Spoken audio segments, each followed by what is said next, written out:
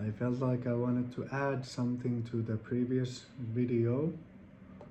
Um, one thing being that there are also other kinds of systems and frameworks that aren't necessarily uh, spiritual in the same sense that they are connected to a religion, or spiritual even in the sense that they would be connected to the spiritual realms. Uh, Maybe they are connected to the psychological, the psychic realms, but not necessarily the spiritual. Uh, Although we need to say that there is nothing that isn't connected to those, but still, you can have a map that doesn't contain all the terrain or all the levels. Some of the maps contain the surface level that we are walking on. Some of the maps contain knowledge about the sub sub sub level uh, things, and then there's maps for the to travel inside the psyche, and then even more, and then even higher. There are maps, and different frameworks contain different levels of these maps. And they also paint these levels and the creatures and the powers in them very differently, and they also portray them differently. There are, for example, certain frameworks where the jinn are portrayed as very scary and something to be afraid of. And then that same existence might, in another framework, where, for example, fear isn't so much affecting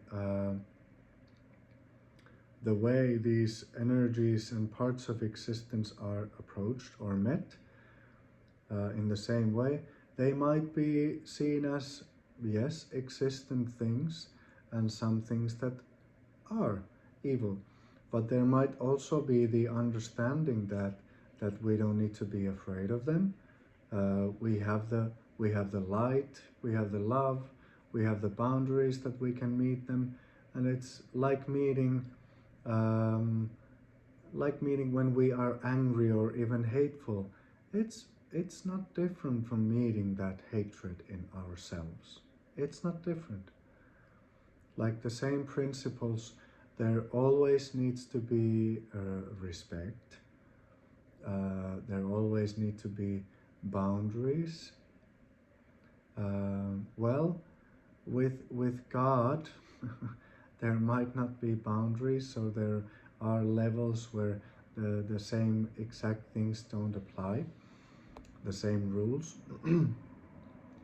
But on these planes of existence, uh, they do apply, and when we are fellow beings and creatures in this existence, we are all valuable. We all need to respect each other. We also need to respect the fact that when somebody is behaving in a way that we cannot respect, then that will bring a different kind of an outcome. Still, we can respect that creation, but we don't need to respect their behavior or actions. But we can say that, well, this isn't something that I can respect. I respect that this is part of existence, and yeah, it might be necessary for us to learn about this, but I don't, for example, want to um, have this thing running around in my home, or talking in a certain way with people in our home. Like, yeah, you can exist here, we cannot get rid of you, but it's not okay for you to speak in this way. We don't want that. We want to be respectful to each other, just as an example. So there are different kinds, different frameworks. mm, Recently, I've been introduced again to the family constellation framework, which has many levels to it. Not all the levels so far I have found there or have been introduced. I don't know also that much about it. I just know some basics, so apologize me. They might be there, but um, but it's a good framework. It helps you to meet this existence because it gives you vocabulary, it shows you how to approach it, it helps you work with yourself, your psyche, your subconscious, your consciousness, your super consciousness, other people, our past, different levels. It gives you a certain kind of a map. There's a yogic map also, that's a very good one. There are several yogic maps. I've already seen several of those. Some more complete, some not so complete, but those that are not so complete have been drawn away from the whole thing, so they become just parts of it, and then they cannot really lead you all the way. So the map needs to be in a way complete. It doesn't maybe contain all the terrain, but it needs to have all the levels. It needs to have all the levels and tell you how you can approach and how you need to walk on a certain level. At least some basic principles of how to do that. That's what a map needs to contain. And not all the maps are as good. This is one of the things that I feel drawn to for example, the map of Rumi that Rumi has drawn for us. For example, in his work, which is a complete mirror in itself, called the Masnavi, his main work, main written work, which by many people is seen as the most beautiful, completed spiritual description of and poetic description of the one, of the only one, the one who exists. And that's a lot said. So that's one of the reasons, because I can recognize and I can recognize the purity and the truth in it. One of the things that we need to understand about these frameworks and especially about the people who are around these frameworks is that in our complete perfection, we as created beings are prone to be imperfect, and the perfection is functioning through the imperfection. This is very important.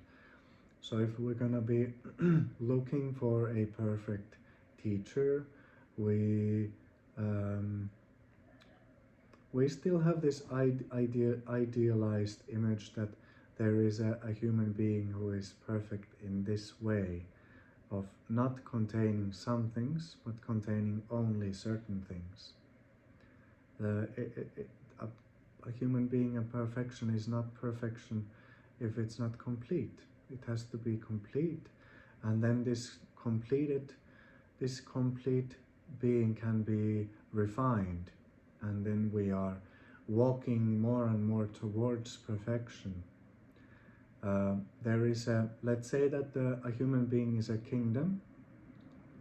I am borrowing this from Al-Ghazali, who is a very known a Sufi and Islamic scholar and a philosopher also, and one of the people who has contributed so strongly and so much for the whole Islamic tradition and for the unfoldment of this tradition.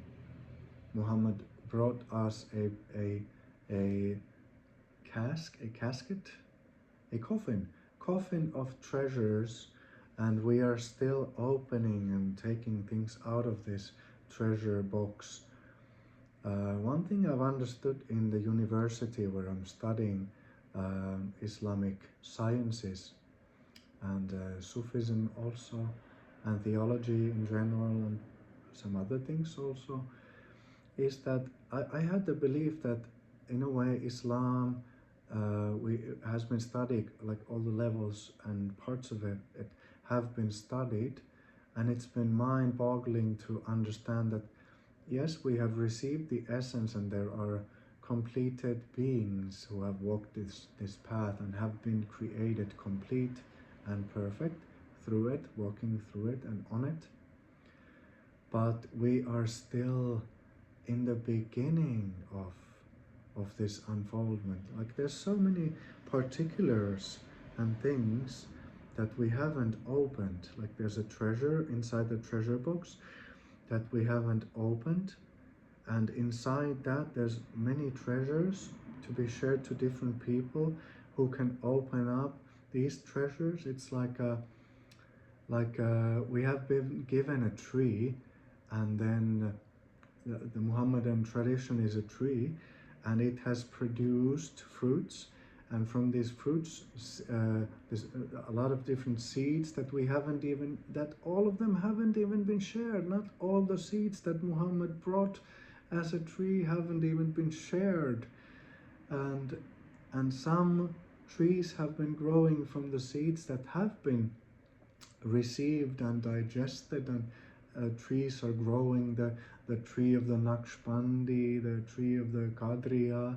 the tree of the Chishtis, the tree of the Mevlevi, and different schools inside this beautiful tree of Sufism.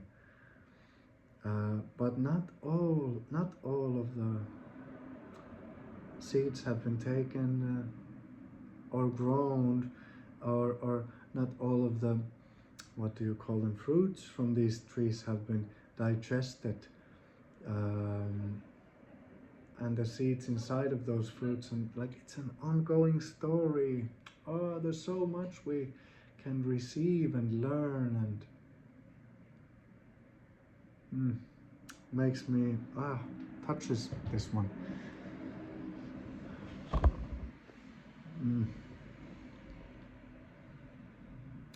So we are not there. We are on the path of completion and finding out, discovery, refinement.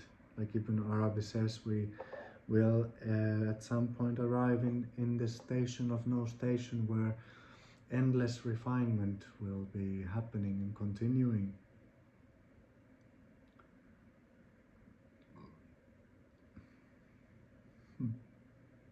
But there is an arriving in this station and in perfection.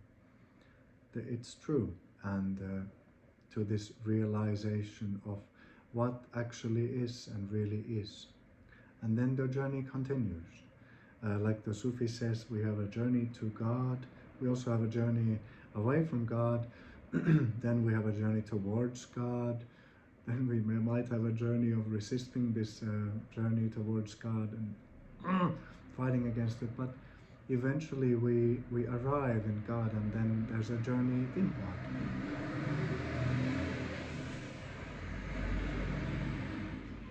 Sorry, there was a truck passing by. So, not all of the frameworks are similar. We benefit from one. Anyways, every one of us lives inside a framework, because there is not one created being, not one human being who doesn't have a world view or a self, a view of themselves and of others and the world. There is not one person. But the question is, what kind of a world view and self view and view of another are you living inside? And would you benefit from having new kinds of words and concepts with new kinds of meanings open to you, so that you could see into another kind of a creation, another kind of an existence?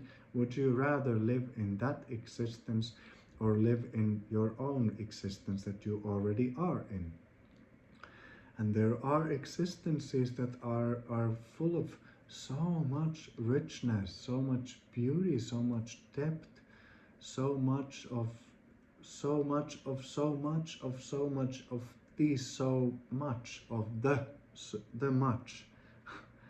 So like Shams in the book The Rumi's Son, definitely one of my favorite books, the teachings of Shams of Tabriz.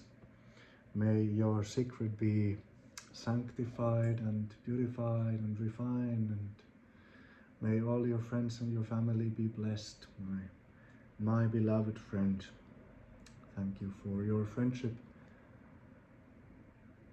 But like Shams says that, yes, your universe is very important and it's so beautiful.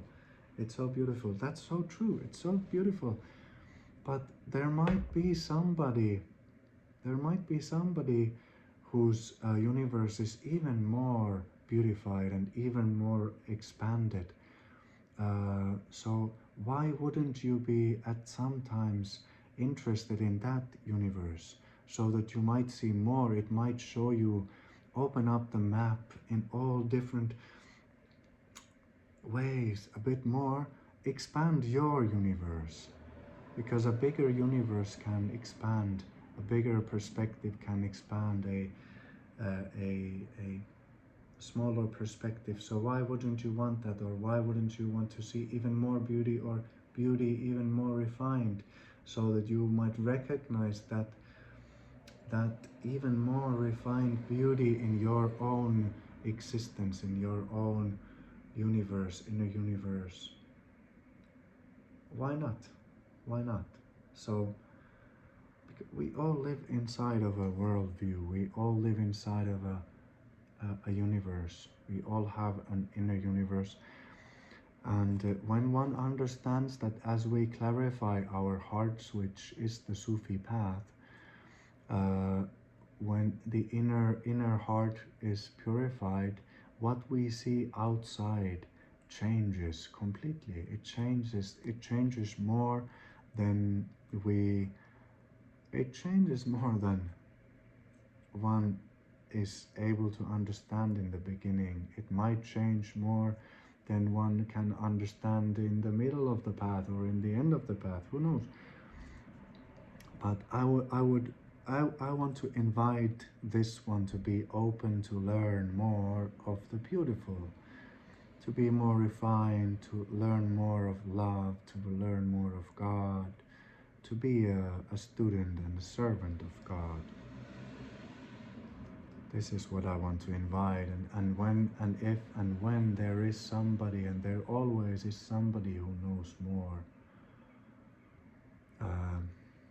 I'm happy to have their perspective shown, so that this one might understand more about the one I love, the one beloved, the one who loves.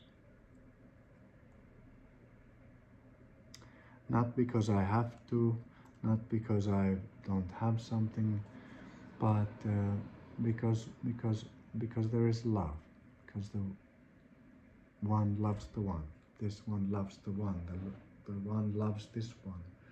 There is love.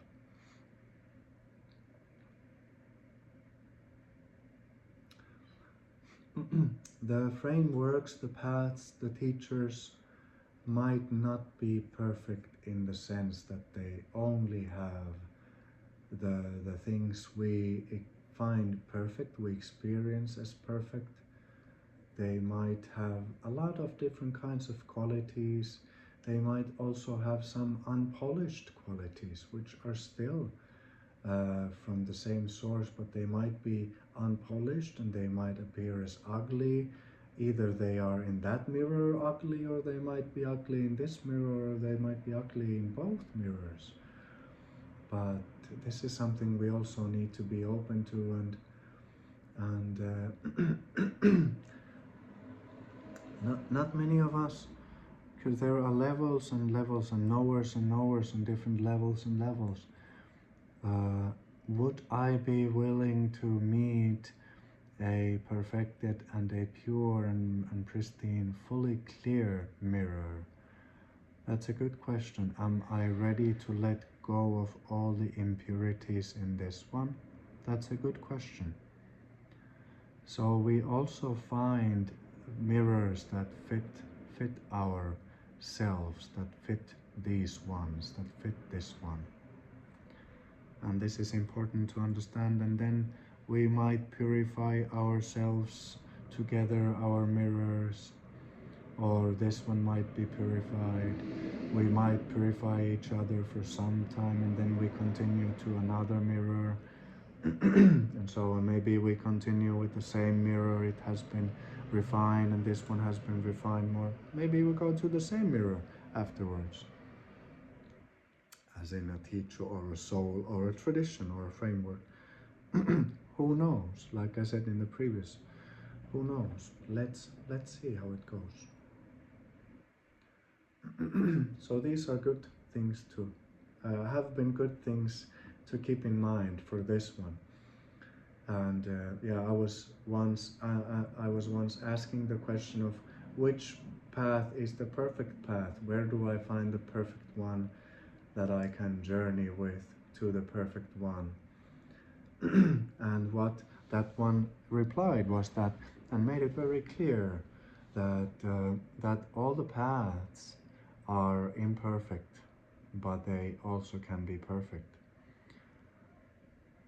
The perfect paths can be imperfect, and the imperfect paths often are and can be perfect and are perfect.